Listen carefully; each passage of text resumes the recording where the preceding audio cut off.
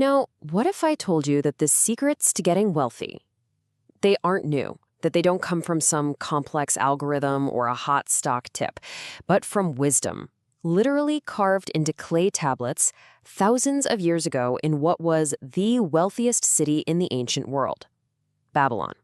So today, we're going to dig in and uncover those exact secrets, and you'll see just how timeless they are. So let me ask you, does this feel a little too familiar? You work hard, you put in the hours, you get that paycheck, but then at the end of the month, you look at your bank account and you just wonder, where did it all go? It's a frustration that's as old as money itself. Seriously, the citizens of Babylon had this exact same problem, and it's a problem we're going to solve right now.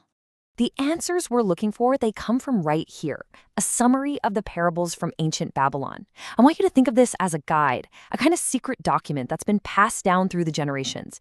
This isn't about some get-rich-quick scheme. No, it's about simple but really powerful principles that have absolutely stood the test of time.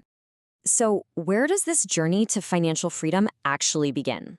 Well, it's not with a risky investment, and it's not about getting a second job. It starts with one single foundational action, a tiny change in your habits that makes everything else possible. The very first step is just to fill your purse.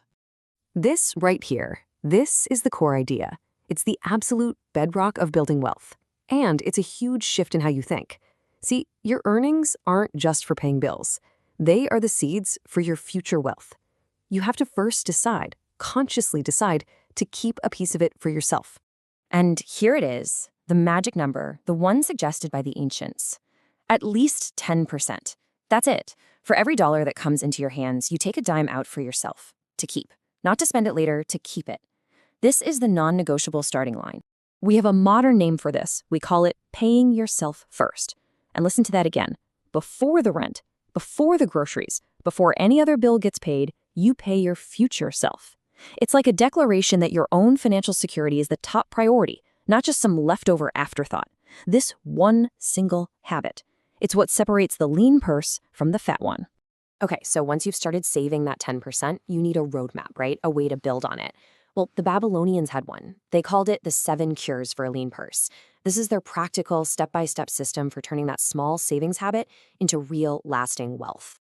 So the first 3 cures, these are the foundation. We've already got cure 1 down, save at least 10%. Easy enough.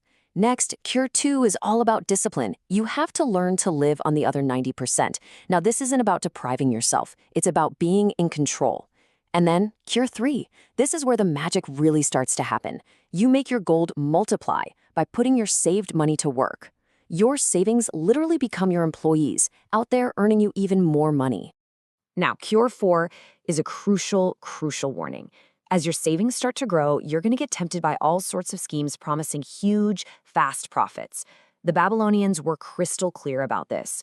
Guard your treasures from loss. Protect your original investment, your principal, above all else.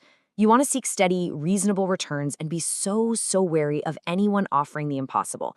Real wealth is built brick by brick, not in some single lottery win. And the final cures, they really broaden the picture. Cure 5 is about making your home an asset, not just a black hole for money. Cure 6 is all about the long-term game, protecting yourself and your family against the unknown. And this one, this is my personal favorite, Cure 7, increase your ability to earn. The greatest asset you will ever have is you. The more you learn, the more skills you get, the more you can earn. Okay, so you're saving, you're budgeting, you're starting to invest. But how do you govern this new financial life? Well, the Babylonians distilled their wisdom even further into what they called the 5 laws of gold. Think of these as the timeless, unbreakable rules of money management.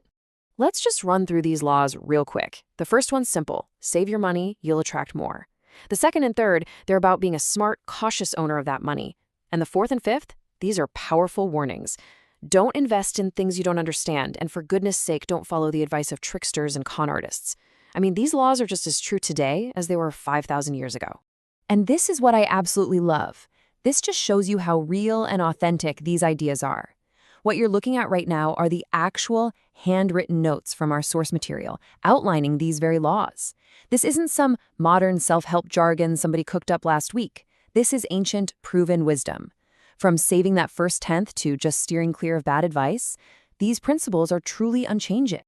So, we've traveled all the way back to ancient Babylon. We've uncovered a blueprint for wealth that's simple, powerful, and eternal.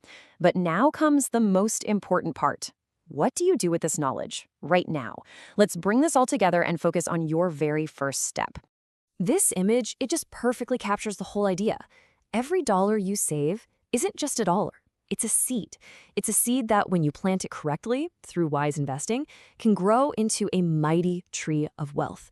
A tree that'll provide for you for the rest of your life. It always starts small, but with time and with consistency, it grows into something truly magnificent. Just let this powerful idea sink in for a second. You can't change the past.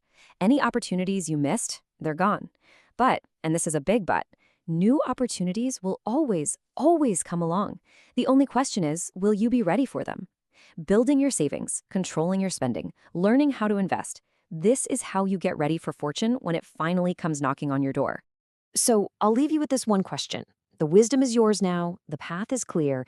It all begins with one small, deliberate action. It begins with paying yourself first. So, what is the first seed of wealth that you are going to plant today?